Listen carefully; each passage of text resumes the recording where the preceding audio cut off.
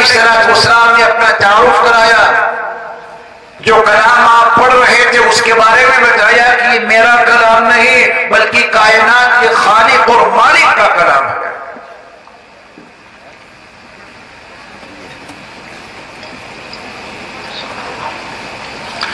طفیل بن عمرو نے اس تعارف کے فوراً بعد اشہد ان لا الہ الا اللہ واشہد ان محمدا عبدہ ورسولہ پڑھا اور فوراً حلقہ بگوش اسلام ہو گئے۔ یہ ہے اللہ کے کلام کی تاثیر۔ وَإِذَا تُلِيَتْ عَلَيْهِمْ آيَاتُهُ زَادَتْهُمْ ایمانا، جب ان کے سامنے کلام الہی کی آیتوں کی تلاوت کی جاتی ہے ان کے ایمان میں اضافہ ہو جاتا ہے۔ اللہ یہ صلاحیتیں ہمیں اور آپ کو بھی عطا کر دے۔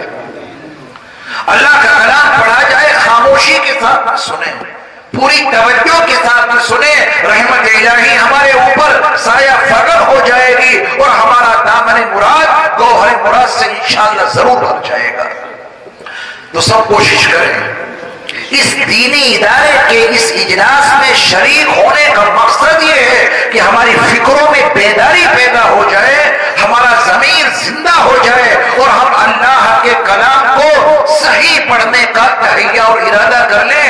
حکیم الامت حضرت والا تھانوی نور اللہ مرقدہ نے حضرت مولانا مفتی محمد حسن صاحب امرتسری رحمت اللہ علیہ سے کیا کہا تھا کہ آپ جتنے بڑے عالم اور مفتی ہیں اتنا اچھا قرآن نہیں پڑھتے، ہم سے بیعت نہیں ہو سکتے، ہم سے اگر بیعت کرنی ہے تو پھر کسی قاری صاحب کے پاس جا کر سند حاصل کرنی ہوگی۔ جب قاری صاحب آپ کو صحیح قرآن پڑھنے کی سند دے دیں گے تو میں آپ کو بیعت کر لوں گا۔ اللہ اکبر۔ حکیم الامت نے فرمایا کہ تیسری شرط یہ ہے کہ آپ مجھے 40 اصلاحی خطوط لکھیں گے۔ جب 40 اصلاحی خطوط لکھ دو گے تو پھر آپ کو بیعت کیا جائے گا۔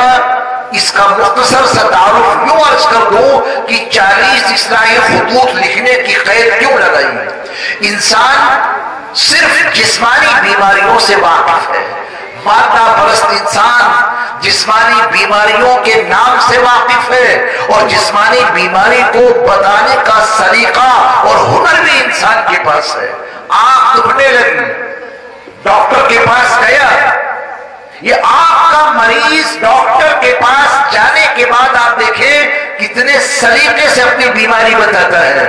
ڈاکٹر صاحب میں سرے راہ چلا جا رہا تھا، ایک ویلڈنگ کی دکان تھی، وہ ویلڈر ویلڈنگ کر رہا تھا، میں نے اس کو توجہ سے دیکھا، وہ اس کی چمک میری آنکھ کو لگ گئی، وہ تکلیف بڑھتی رہی، آنکھیں لال ہو گئی، سرخ ہو گئی اور یہ تکلیف اس پوزیشن میں آ گئی۔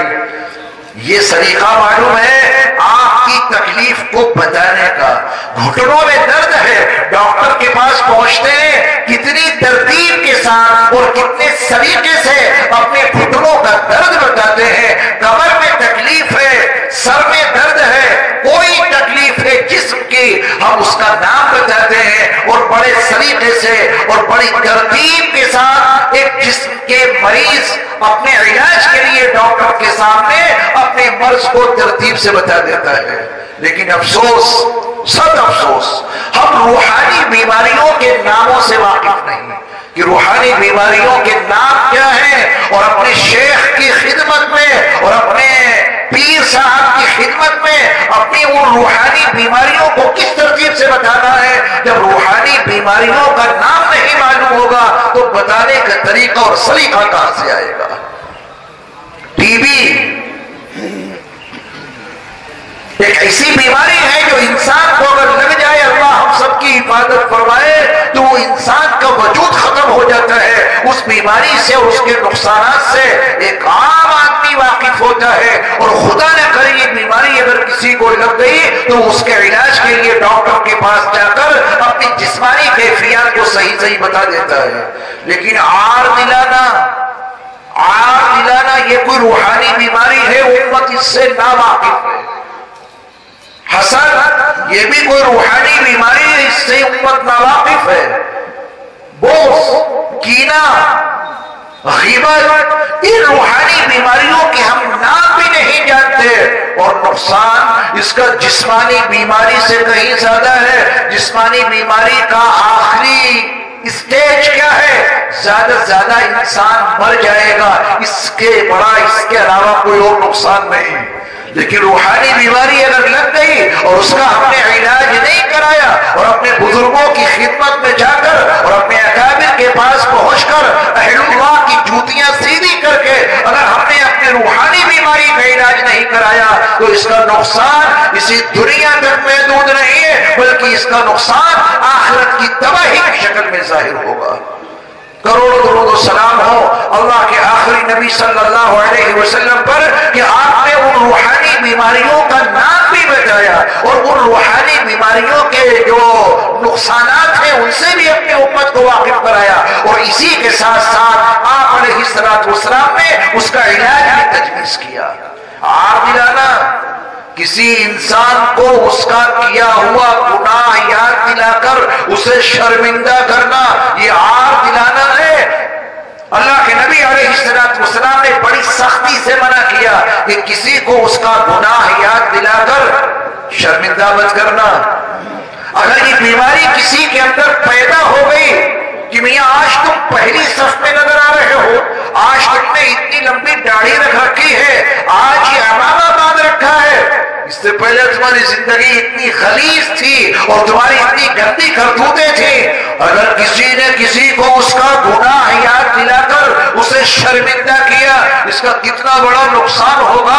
اللہ کے نبی علیہ السلام نے فرمایا کہ جو شخص کسی کو عار دلائے گا، اس کا گناہ یاد دلا کر اس کو شرمندہ کرے گا، اسے موت نہیں آ سکتی، یہ مرے گا نہیں اس وقت تک جب تک خود اس گناہ کے اندر مبتلا نہ ہو جائے.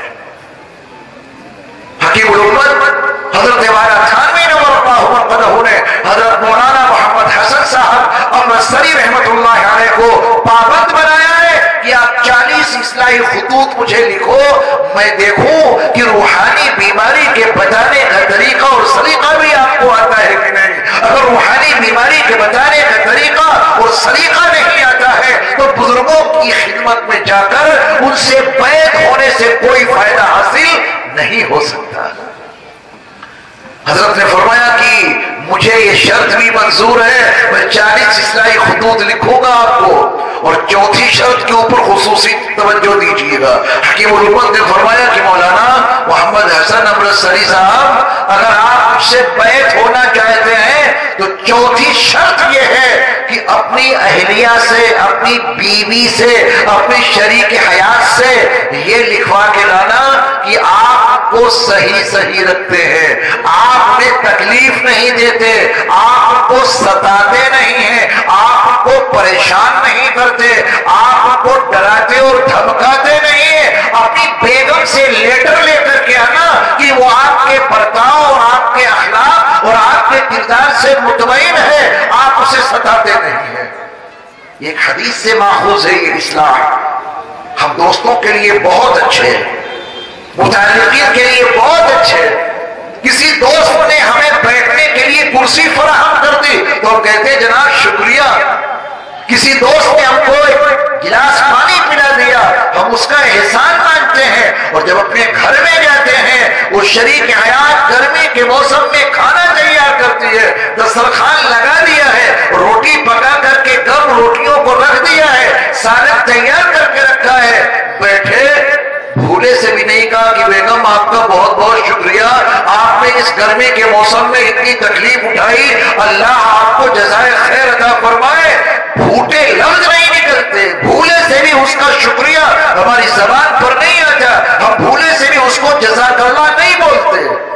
باہر والوں کے لیے بہت اچھے اور گھر والوں کے لیے اتنے برے کہ اس کی خدمات کو تسلیم نہیں کیا اور اس کی خدمات کا اعتراف نہیں کیا، اس کو جزاک اللہ نہیں بولا، اس کو شکر نہیں بولا. گھر میں دینی ماحول نہیں پیدا ہو سکتا. یہاں اسٹیج میں ہم بیٹھے ہوئے ہیں اور آپ کی خدمت کرنے کے لیے کوئی چیز آپ کے سامنے پیش کی جائے تو آپ اس کی تعریف کرتے ہیں، شکریہ، جزاک اللہ. یہ گھر میں ماحول کیوں نہیں بنتا؟ بیٹے نے آپ کے کپڑوں پہ پریس کی ہے، اپنے بیٹے کو جزاک اللہ کیوں نہیں بولتے؟ یہ اس کی زبان پر بھی اس موقع پر جزاک اللہ جاری ہو جائے جب آپ اس کو 100 کا نوٹ اس کے خرچے کے لیے دیں. باپ اپنے بیٹے کو خرچہ دیتا ہے, بیٹے کی زبان پہ جزاک اللہ نہیں آتا. کیوں ہم اس کے سامنے کبھی جزاک اللہ بولتے ہی نہیں ہیں؟ کروڑوں درود و سلام ہو اللہ کے نبی صلی اللہ علیہ وسلم پر کہ جن کی نگاہ سے نگاہ ملا کر کسی میں بات کرنے کی جرات نہیں پیدا ہوتی تھی. وہ جمال مصطفیٰ کے ساتھ ساتھ جو جلال مصطفیٰ کا ظہور تھا, صحابہ تھرا اٹھتے تھے, ان کی ہمت نہیں ہوتی تھی کہ میرے نبی کی آنکھوں میں آنکھیں ڈال کر وہ گفتگو کر سکیں. لیکن جب وہ جاہ و جلال کا مالک نبی اپنے گھر میں داخل ہوتے ہیں, کیا کیفیت ہے امہات المومنین سے معلوم کرو. وہ حضرت عائشہ بتائیں گی کہ ہمارے نبی جب گھر میں آتے ہیں تو نبی کے عنوان سے جاہ و جلال کے ساتھ نہیں, نبی والی شان و شوکت کے ساتھ نہیں, بلکہ ایک بہترین شوہر کے عنوان سے میرے مصطفیٰ اپنے گھر میں جا رہے ہیں. اور عالم یہ ہے کہ جاتے ہی سلام پیش کیا, السلام علیکم ورحمۃ اللہ وبرکاتہ. اللہ اس سنت پہ ہمیں اور آپ کو بھی عمل کی توفیق عطا فرمائے. وہ جبل ابو قبیس کی چوٹی شاہد عدل ہے. یہ عبداللہ کی در یتیم کفار مکہ اور مشرکین مکہ کے مطالبے پر وہ جبل ابو قبیس کی چوٹی پر موجود ہے. اور 14ویں کا چاند تمام ترتابانیوں اور جلوہ سامانیوں کے ساتھ میں چمک اور دمک رہا ہے. اللہ کے آخری نبی کے ہاتھ کی ایک انگلی کا اشارہ اور چاند 2 ٹکڑوں میں تقسیم ہو گیا. کتنا مقدس ہاتھ ہے وہ اور کتنا مبارک ہاتھ ہے وہ صلح حدیبیہ کے موقع پر سن 6 ہجری میں وہ کنواں میں اپنی آنکھوں سے دیکھ کر آیا ہوں. اور اللہ آپ کو توفیق عطا فرمائے حج یا عمرے کی صلح حدیبیہ جہاں پر ہوئی تھی وہاں پہنچ کر ان مقدس مقامات کی زیارت کر لینا. وہ کنواں میرے مصطفیٰ علیہ السلام کے معجزے کا شاہد عدل ہے. چھوٹا سا پیالہ, اس میں معمولی سا پانی. اللہ کے نبی علیہ السلام نے اس وقت کی ضروریات کے پیش نظر اپنا دست مبارک اس پیالے کے اندر رکھا ہے. میرے مصطفیٰ علیہ السلام کی انگلیوں کے درمیان سے وہ چشمہ, پانی کا چشمہ ابلنا شروع ہوا. تو 1-2 کے لیے نہیں, 1400 صحابہ کے لیے وہ مختصر سا پانی کفایت کر گیا. یہ کتنا مقدس ہاتھ ہے. پانی میں رکھا جائے تو چشمہ ابل پڑے, پانی کا چشمہ نکلنے لگے اور چاند کی طرف اس کی ایک انگلی کا اشارہ ہو جائے, وہ چاند 2 ٹکڑوں میں تقسیم ہو جائے. یہ کتنا مبارک اور مقدس ہاتھ ہے. لیکن جب میرے مصطفیٰ صلی اللہ علیہ وسلم اپنے گھر میں تشریف لاتے ہیں, رب کعبہ کی قسم اسی مبارک اور مقدس ہاتھ میں جھاڑو ہے. میرے مصطفیٰ اپنے گھر کی جھاڑو لگا رہے ہیں. یہ کردار ہے اپنے گھر کا.